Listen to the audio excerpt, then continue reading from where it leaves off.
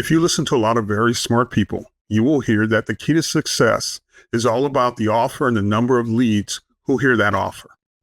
In today's episode, you will hear the untold truth of why customer experience still matters. We live in a world that values leads at all cost, but you'll hear from Stephen Keith, an expert in customer experience transformation, why customer experience may be the real key to success. For one, because it's taken customers longer to make a decision. So hunker down in a quiet place, because this is going to get good. Stephen, welcome to the Subscription Maker Impact. Thank you, Zachary. It's great to be here. Let's start with something basic or functional for those who are fancy. What is customer experience? Well, customer experience is a oftentimes misused and misunderstood term. Industry has averaged it down to a very small number of words. So it's the sum of human experiences that are felt by customers over time.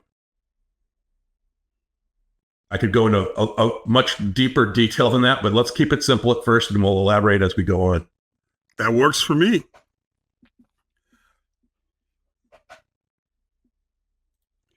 I suggested earlier that customers are taking longer to make decisions.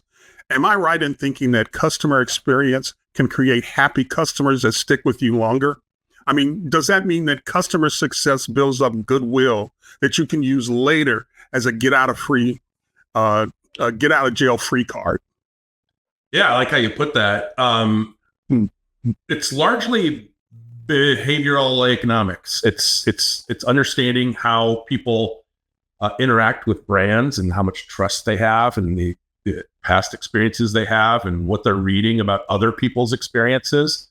But yeah, it can, it can offer a tremendous amount of goodwill. It turns out that a lot of CX that our company focuses on has a lot to do with a very broad part of the organization or brand. It's not just the product. It's not just the service.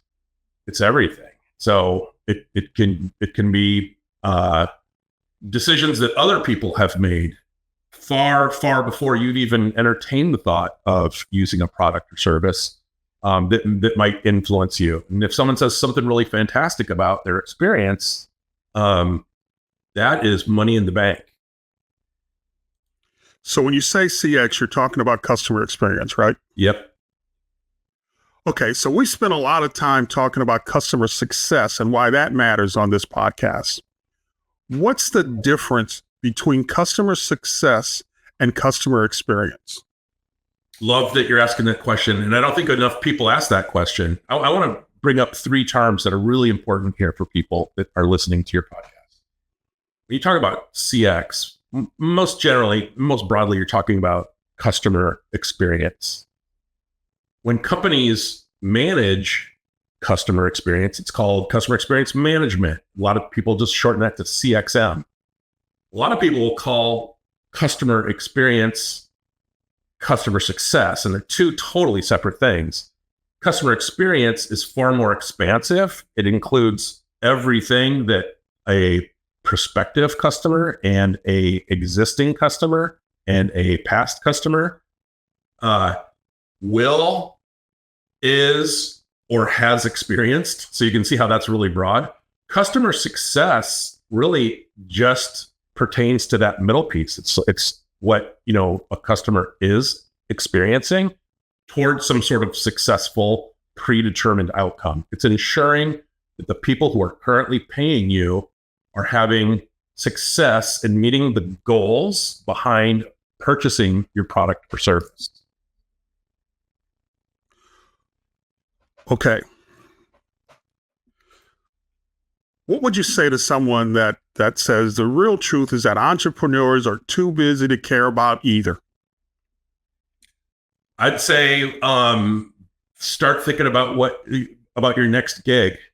I would say that you have to, you can't really have that mindset very long. Like we run into people at our company sometimes where they'll underplay the criticality of CX, but not for long. They start noticing, hey, our crosstown competitors are nailing it in CX, and we're losing market share. They'll notice that their customer retention rates are beginning to decline, or their NPS ranking is beginning to decline, or there's all kinds of indicators that we use to help firm executives understand how well CX is playing a role in their longevity. And you can choose to look at those things or choose not to. Okay, I want to dig out something you just said. NPS. What does that stand for? NPS it stands for Net Promoter Score. So the most common CX measurement on the planet is NPS, Net Promoter Score, created by a gentleman named Fred Reichheld about 18 years ago. And it measures the answer to the following question: how likely are you to recommend this in the product or service to a friend or colleague, and why? So it's scored on a 1 to 10 basis. If it's a 9 or a 10, what means like someone is really satisfied, then that's a promoter. If it's 7 or 8, then that's a passive. And if it's 6 or below, it's a detractor. And so the NPS score is when you ask a whole bunch of people that question, and they score you somewhere between 0 and 10, you get an aggregate number that tells you what your NPS score is. It's supposed to be an indicator of how loyal people are to your offering. Okay, now that that's settled, we really do need to think about customer experience and customer experience management. What are the things we can do today to improve the customer experience that our customers are experiencing? How do we make it better? Is there anything we can do today? Yeah, God, Zachary, there are so many things.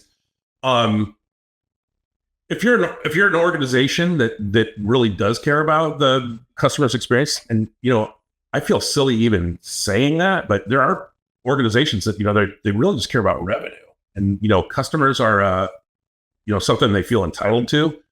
Man, those days are coming to an end. But or they feel that it's an inconvenience. Yeah, exactly. Or customers are an inconvenience. But let's answer your question, which I think is a really good question. Like, what can organizations do to start today? Right now to start improving this. One, like you have to come up with a CX strategy. Hey, what are we going to do here to make sure that we're serving our customers in the best way we know how? And once you have a strategy, man, you got to start developing deeper intimacy with those customers. You have to do journey mapping, understand the journeys that they're taking with your firm, understand all of the critical touch points and moments of truth that they're going through, so that you have an artifact. You have something in front of you that tells you all of the things they're experiencing from their perspective, so that you can begin to make changes to address some of these blind spots and friction points in the journeys customers are taking when they choose to buy your product or your service. Okay, that sounds like something we really need to dig into, but I want to get to my next question. I'm going to put the journey map and journey mapping on hold for the moment, but I want to come back to it. Okay. So my question is, what kind of time frame are we looking at? I mean, if you're in the SaaS world, we're talking TTV, time to value. So what kind of time frame are we looking at? So a lot of organizations that we work with, they fast track this stuff. They want a strategy in place in like a month, 45 days, some faster than that. We recommend against being too hasty when you're, developing what your plan of attack ought to be. In terms of, understanding what your firm's point of view and how are you going to communicate this out to the front lines, people who address customers directly. You have to figure out the communication strategy. You have to figure out how does it align to your brand. That takes a little bit of time. You can do that in a month or two. But if you're really paying attention, you're really being careful. You time frames, time to value where you start seeing actual results can be 6 months. In the SaaS world, that's not going to work. They need time to value in less than a quarter. So we're talking a month or two, and that's really difficult to do effectively.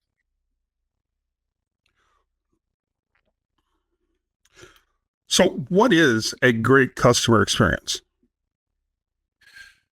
I'm sorry. What is a great No, I apologize for that.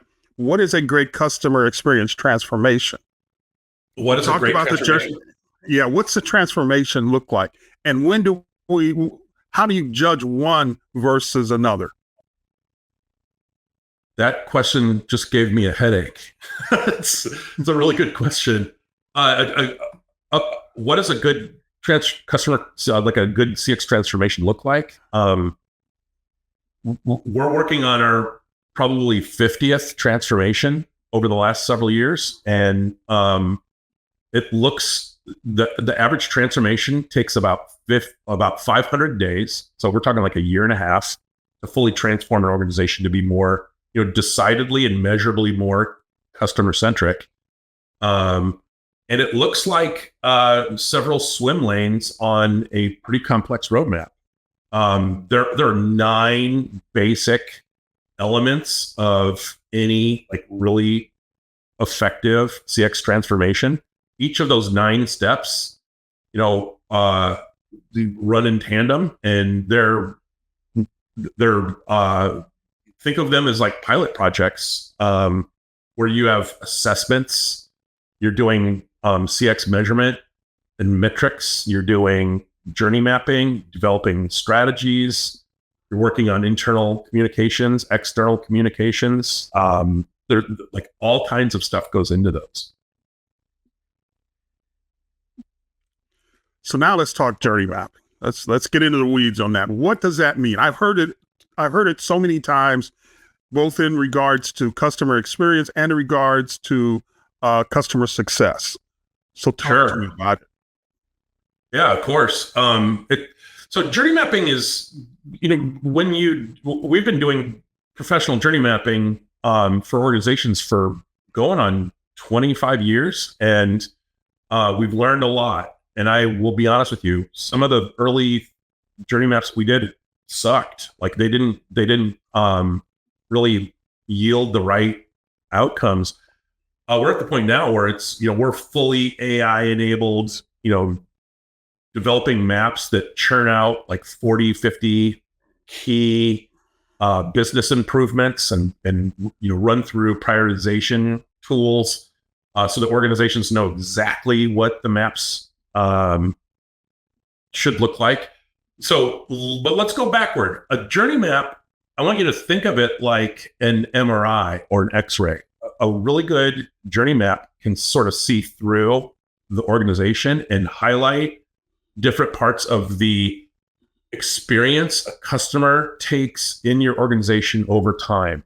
When you hold this thing up, when you hold this X-ray up, you can see, wow, there's a lot of stuff that we need to address here. So just like radiologists look at an X-ray, they're trained to look at there are 5 or 6 troubling spots on this thing that we need to address immediately.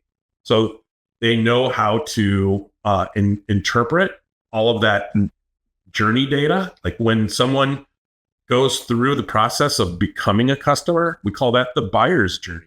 When someone is a customer and they are using a product or they're using a service over time, we call that the customer experience. And then when they offboard or they stop using it or they move to a different product or service, we call that the sort of end of journey. So there's 3 different journeys that most people don't understand. They go into this thing called customer journey mapping. Mapping is a process of asking customers questions about their experience over time in several different stages of getting a product or service, using a product or service, and then getting support for it if they need it, and so on. So I think that's the easiest way to think of it. When you're done with it, it kind of looks like a linear map with like emotional feedback about how they feel about the product or service or what they're going through during the use of it, along with pain points, recommendations to improve it, how long each stage lasts, etc. There's a lot of stuff that goes into that.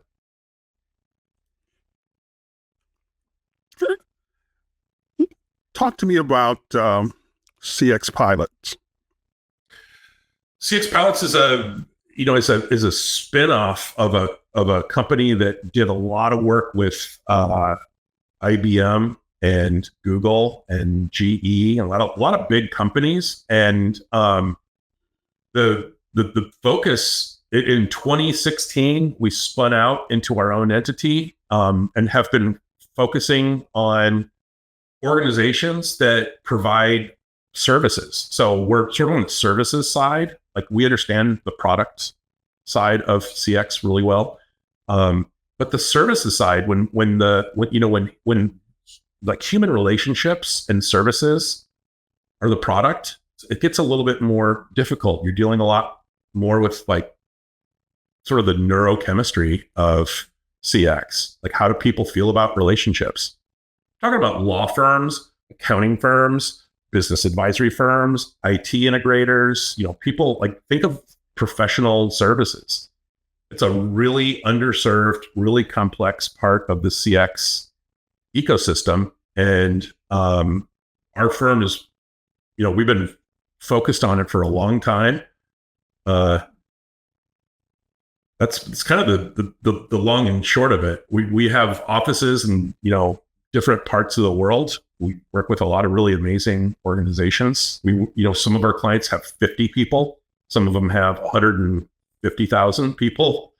Some of them have like annual revenues of 100 million. Some of them have revenues of, 30, 40 billion. Like it just varies. It's across the board.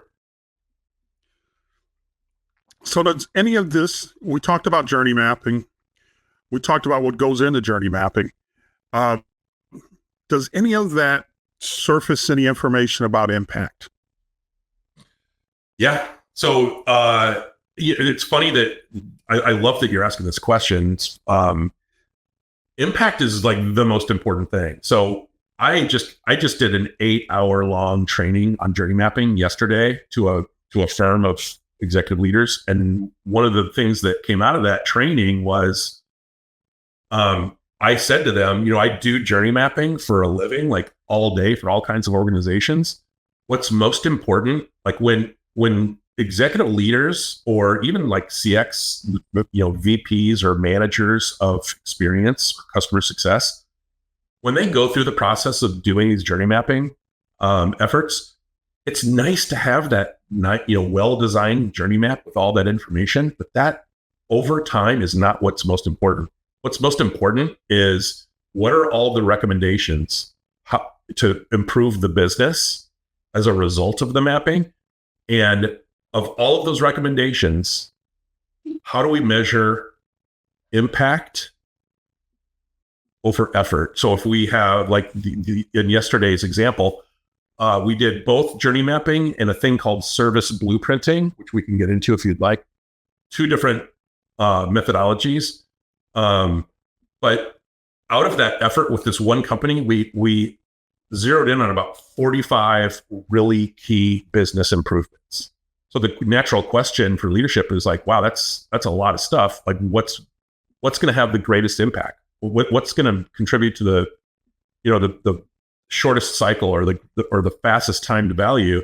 So we put that into an algorithm rich tool that sort of pumps out like what what's going to deliver the greatest impact to the customer, what's going to deliver the greatest impact to the company, what's going to deliver the greatest impact to the employees, how hard is it to do, what's the solution relevance, like does it match our brand, does it what type of competitive impact is it going to have, what kind of innovation impact is it going to have, et cetera. So there's a lot of stuff that goes into this sort of calculator that we've developed.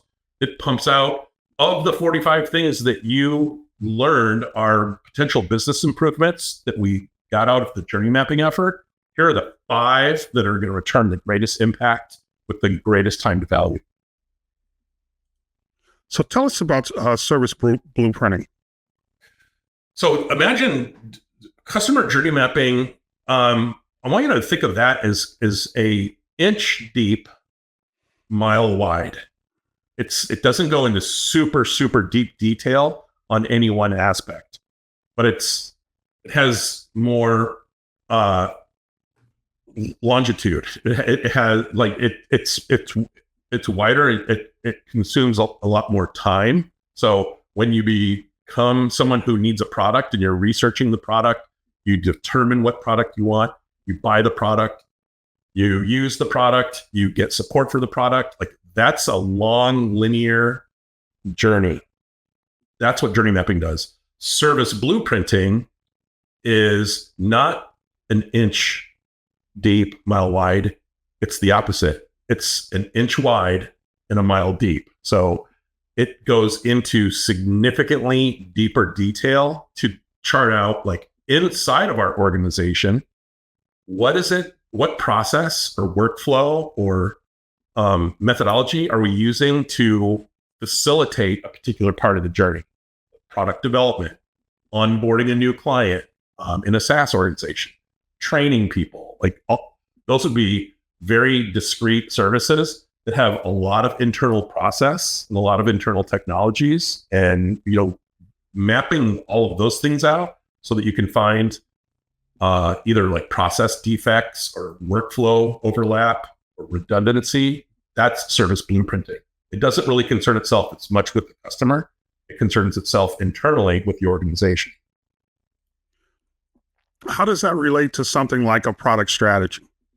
Because like product managers, they have to know everything about their customer, how the customer uses the product, and the potential and any statistics or analytics that they can use to determine what to do next. So how does that relate to like a service blueprint? Well, product roadmaps and so on, like, it's kind of a difficult question to answer. I'll give it my best shot though. At some organizations, they're organized to develop products based on hypotheses and research, and they'll look at market fit. They'll go into product development, early prototyping, probably create minimum viable product prototyping phases where they get something close to what they want out into a test market to see how well it's working, and then iterate and go on. That's a process. Mapping, like, how can we short cycle our time to market? That's a process. Mapping out how our organization does that is really important, because you want to know, like, who needs to be involved, how long should we be taking, what processes can we accelerate or decelerate, all kinds of stuff that goes into that. Now, do you consider yourself an entrepreneur? And if so, did you always want to be one? I guess this is real talk time. I've been fired from almost every job I've ever had. And it's not because I'm like a hard person to work with. I have these ideas about how things ought to be run. And I think it's because I spent so much of my life just understanding company culture and change management and employee experience and leadership. And I've been in organizations where I couldn't stand it. I couldn't stand like not paying attention to culture. I couldn't stand that type of stuff. I created my first company in, a really crappy neighborhood in, downtown west side of Chicago when I was like in my early 20s. Sold it. It was successful. I sold it, then moved out to North Carolina and started another one. So I think the answer to your question is yes, I am sort of chronically entrepreneurial. And I like to create companies that are built right, that really pay a lot of attention to human beings. So like the tagline of CX Pilots is putting humanity back into the brand. Like that's what part of the way we look at it.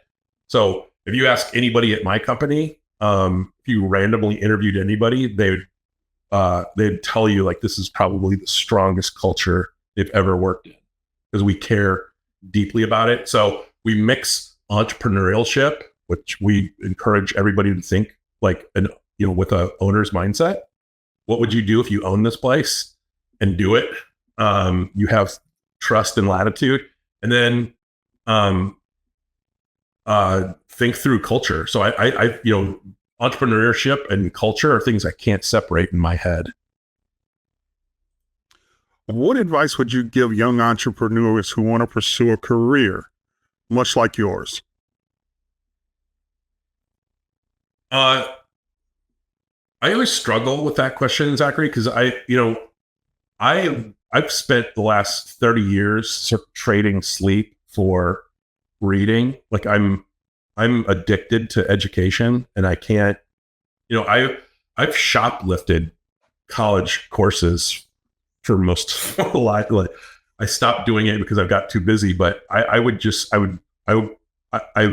couldn't stay out of college courses. And I amassed a lot of education. Some of it I had to pay for, other I just would go like sneak in and audit classes and read.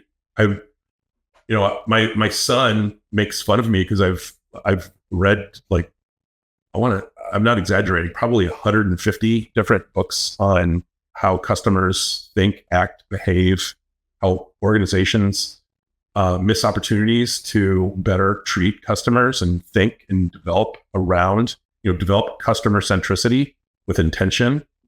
And my advice to young people is start developing a library of things that you're interested in and look up Ikigai on Google. So it's Ikigai. It's a Japanese art form of aligning what you love, what you're capable of doing, what the world needs, and what you can like vocationally do. So it's a very profound thing. I made my kids do it. Everybody who works here goes through that process so that we understand like where is your passion, what are you good at, what do we need done, and let's have you focus there. Yeah, I know what that's like. I read tech books and technical and business books. I read them like comic books. I mean, they just I buy them in stacks. Yeah, because and then I hit impact. And since I ran across that term and I started to think about how it applies to like subscription services. And man, that just set me off. It was like nothing I'd seen when I put those two together, and I started to think about productized services and the fact that with a lot of companies, especially professional service companies, they're trying to find a way to expand, to increase the reach of their products and services beyond just simply bringing in more people. And the next thing I'd like to say is, on this podcast, we talk about podcasters as fire givers. And we talk about the guests as catalysts that fan the flames. So as a catalyst and guest fire giver, what are you most passionate about? And What tools do you want to hand down to the next generation? Uh, well, first of all, I like the phraseology that you've come up with. I think it's very poignant. It makes a lot of sense to me. The the first question, like, what am I really passionate about? It's with AI sort of freaking people out, and it sort of entering all different verticals aggressively. Like, there's no better time to think about humanity and think about people, think about the experiences that people have with technology and so on, which is why we think it's so important to say, put humanity back in your brand. That's what CX Pilots is. That's what we're all about. I'm very passionate about that. I'm very passionate about, humane approaches to this stuff. So what I would pass down is, what I'd like to have as a part of my legacy is, this guy created this company that really helped develop a blueprint for making us the best version of ourselves by helping us put humanity back into our brand. As we start to wrap up, Stephen, is there anything you wish more people would ask you? You want to come over for dinner? That works for me. No, seriously, I guess I would want them to ask, why do you feel the work you do is so important? Why does it bring impact? Yeah, or why does it bring impact? I think that is, we don't get enough opportunities to talk about the ethos or the philosophies that we bring to the work that we do. And too often we just get really, we get really wrapped up in the task. We lose sight of the purpose. Why are we all here? Why are we doing this? There are a lot of really smart people that came before you and me that said, the most important thing in business is the customer. If that's true, why aren't we doing more about it? Like, what the hell's going on? And that's, I want people to ask me about that, because I have a lot to say about that. And you and I could spend 2 hours just talking about that question. Is there anything new on the horizon that you feel comfortable sharing with us? Anything new on the horizon? Any new services, any new processes that you're looking to roll out? Yeah. In the near future, floor is open. So one of the things we say that we want to make everyone that we work with the best version of themselves. And what we learned through a lot of research is there are a lot of organizations that historically haven't been able to afford our services. And that's heartbreaking. Like, this isn't just about making money. It's about helping as many people as we possibly can. We've just rolled out a really low cost advisory service. We're starting out with some targeted industry advisory services for law firms who really struggle with this stuff. They really, really struggle. And so one of the things in talking about this with them is hey, we can't afford, to do a CX transformation in time or attention span or money.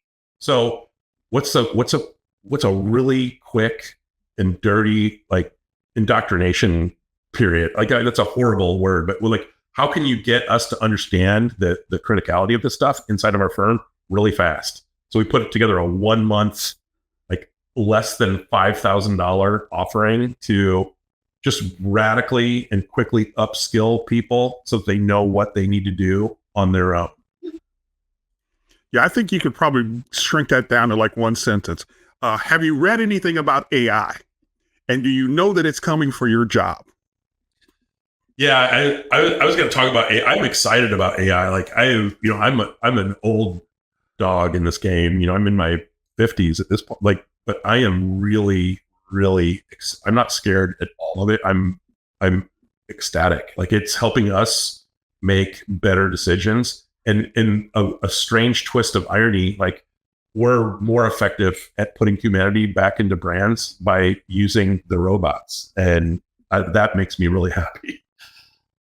Yeah, that's what I found with all technology innovations. The more technical it gets, the easier it is to personalize and really serve a given individual. It's when you've got just a ton of folks and paper or a ton of folks and hand to hand, that's when it's difficult. When you add automation and you add AI or something, or AI and automation, when you put those in, and use those to your advantage, then people are really the beneficiaries. Yeah. The other thing is, people like yourself understand that the real threat is not AI. The real threat is someone else using AI better. I mean, that's the threat. What do you think? That's the smartest thing I've heard someone say in the past month. I'm right there with you. I love that. Stephen, thank you for joining us on the Subscription Impact. Yeah, absolutely. I'm so glad I know that you exist. Thank you so much for having me.